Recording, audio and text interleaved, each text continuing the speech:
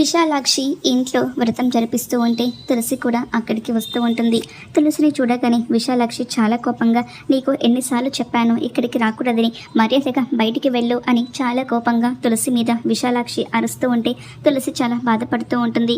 ఇక కనిష్క చాలా సంతోషపడిపోతూ ఉంటుంది. ఇక తులసి బయటికి వచ్చి ఒక అద్దం గుమ్మం ఎదురుగా పెట్టేసరికి అందులో లక్ష్మీదేవి ప్రతిరూపం కనిపిస్తూ ఉంటుంది. ఇక తులసి అక్కడ కలసం పెట్టుకొని వ్రతం చేస్తూ ఉంటుంది. బయట తులసి వ్రతం చేస్తూ ఉంటే ఇంట్లో ఉన్న ముత్తైదువులు విశాలాక్షి, కనిష్క అందరూ కూడా బయటికి వచ్చి తులసి చేస్తున్న వ్రతాన్ని చూస్తూ ఉంటారు.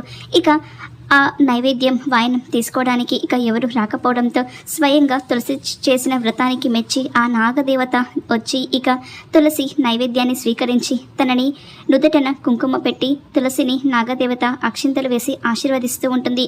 అది చూసి అక్కడ ఉన్న అందరూ కూడా షాక్ అయిపోతూ ఉంటారు. ఇక పంతులు గారు, నీ భార్య చేసిన వ్రతం సంపూర్ణమైంది, తను చాలా బాగా వ్రతం చేసింది, ఆ నాగదేవతే దిగి వచ్చింది అని పంతులు గారు సిద్ధుకి చెప్తూ ఉంటే సిద్ధు కూడా సంతోషిస్తూ ఉంటాడు. ఇక మరి ఇప్పటికైనా తులసిని విశాలాక్షి వాళ్ళు అర్థం చేసుకుంటారా? ఏం జరుగుతుందో రాబోయే ఎపిసోడ్లో చూద్దాం.